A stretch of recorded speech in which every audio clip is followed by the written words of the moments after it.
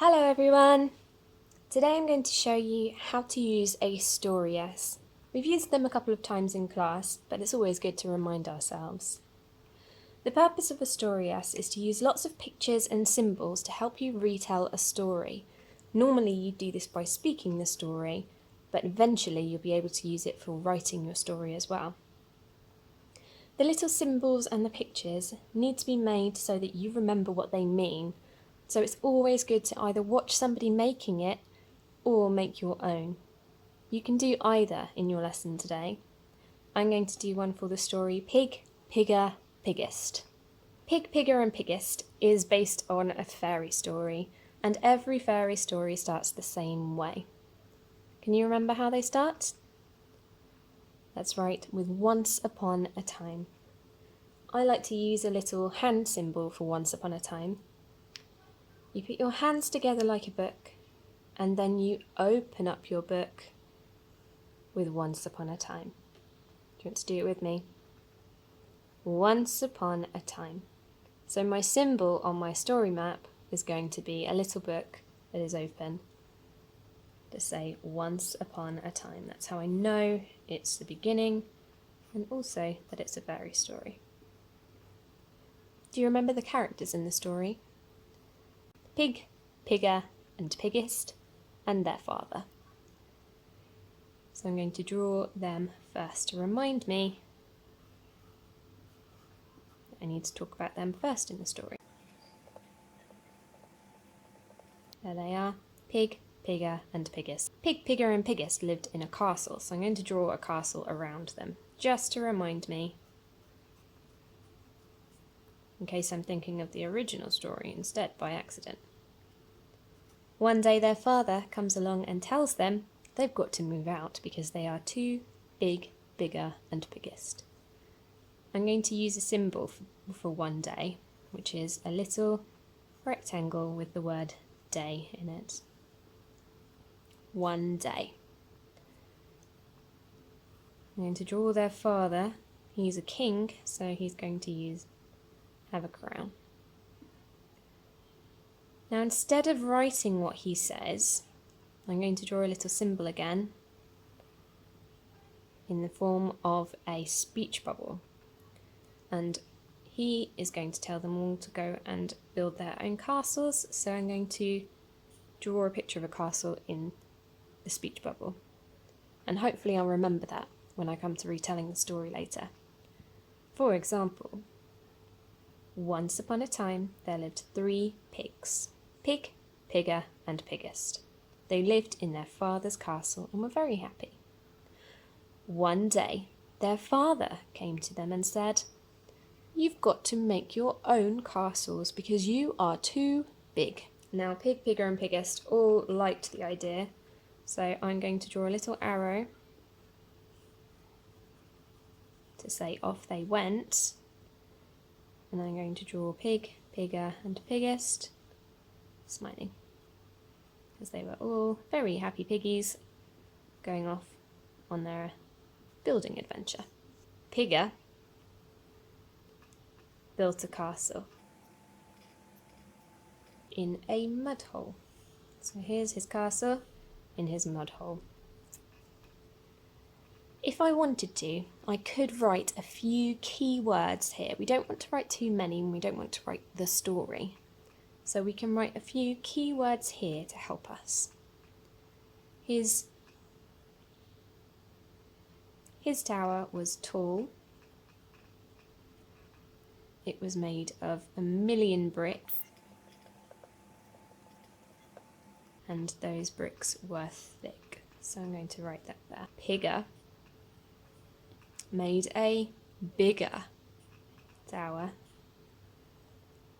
in a muddier hole. His was taller. He used 1,000,000,000 bricks and it was thicker than Pig. So I can use my suffixes here. Taller, thicker. Piggest made the biggest tower. My pictures all look about the same size there, so I'm going to write a big tower, bigger tower, and the biggest tower. This was the tallest.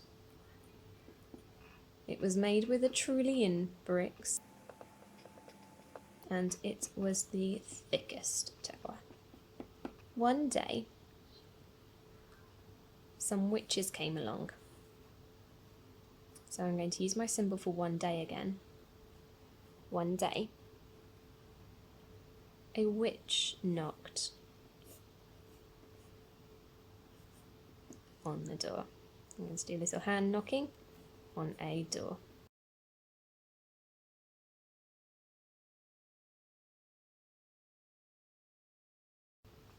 And she asks to buy the castle. So remember, if someone's speaking, we're going to use this symbol here, and she wants to buy it, so I'm going to draw a money symbol. She wants to buy the castle. I'm going to draw the castle next to it so I know what she wants to buy. I'm also going to write pig here because it's pig and witch. These really simple words are just going to help me tell the story later. Pig doesn't want her to buy his house, so he says no. Not on the hair of your warty wart. So the witch says, well, Huff and Puff will blow your house down. So that's exactly what Huff and Puff do. Here is Huff, there is Puff, and they blow down the tower. So there they are blowing their wind, and they blow down the tower. And poor old Pig is left wallowing in the mud hole in a very big field of mud. Let's just do his little head floating in the mud. I've used the next day or one day, so I'm going to use the same day in a bubble. The same day, Witcher went to Pigger's castle and knocked on the door. So here she is knocking on the door. I'm going to write the word Witcher to remind me, and I'm also going to do her asking for money, asking to pay for the castle. Pigger also responds with no thank you, so I'm going to write the word Pigger to remind me. I'm going to draw Pigger, and he is going to say not by the hair on your nosy nose. So there is a nose with a hair, and then saying not. So Witcher says, well, I'll get Huffer and Puffer to blow your house down. So Huffer and Puffer do just that. They blow the house down. And poor old Pigger ends up in a bigger, muddier puddle.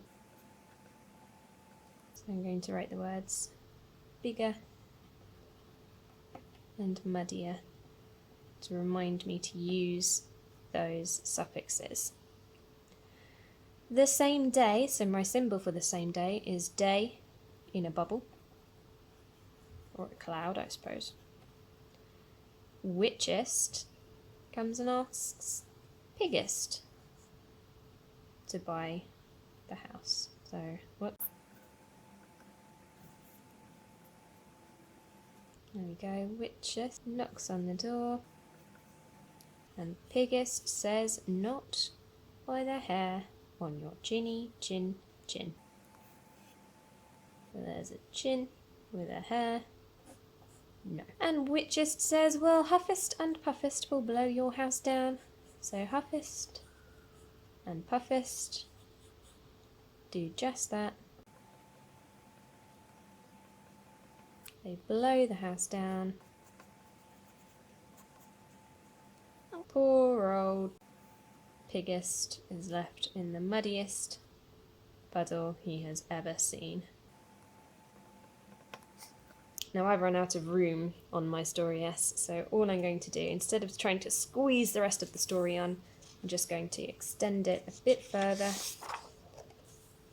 and go down onto a new page. So the next day, to draw day, and I'm going to do a little arrow to say it's the next day.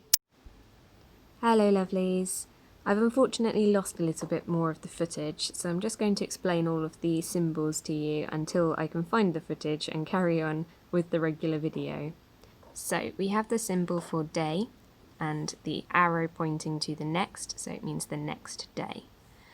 Then we have Pig, Pigger and Piggest, and they went to a hut in the woods, so I drew a little hut and some woods around it to help remind me. In that hut were Witch, Witcher and Witchest, and they answered yes when Pig, Pigger and Pigger knocked on the door. Pig, Pigger and Piggest said, "We love the mud that you made for us. Will you marry us?"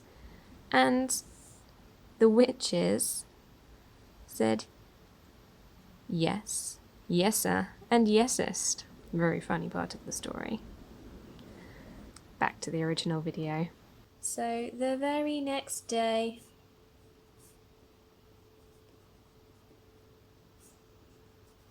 there's my symbol for the next day, they got married. So I'm going to draw a little church, because that's where people get married. It was in a big muddy puddle, wasn't it, in the picture? Let's draw a little mud. And they were all very happy. So I'm going to draw some very happy looking pigs. In fact, Witch and Pig were very happy. Pigger and Witcher were happier than ever. And Piggest and Witchest were the happiest they could have ever been. One way to end our story, and one way that I like to end my stories, is to say a little rhyme, which is 4-leaf clover, my story is over, and then I just draw a little 4-leaf clover to show that is the end of my story.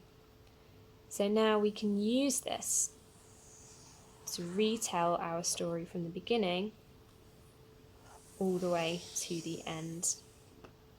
For your lesson today, you will need to either draw your own story-s, or you could use mine to retell the story. The words don't have to be exact, and they don't have to be all of the same words from the story that we read. It's good if some of them are the same. Then have a go at rewriting the story in your own words. It's really good practice for you. If you don't think you can write the whole story, try writing your favourite part. I think my favourite part is when the Witch, Witcher and Witchest all come and ask for the castle. I really enjoyed Huffist and Puffist and Huffer and Puffer and Huff and Puff. Remember to only use small symbols that you know what they mean, and make sure that they're clear and not too jumbled up. Sometimes the stories will go on for a very long time, but don't let them go on for too long, otherwise you might just lose track of where you are. Have lots of fun making your story map and writing out your stories. I look forward to seeing them. Goodbye.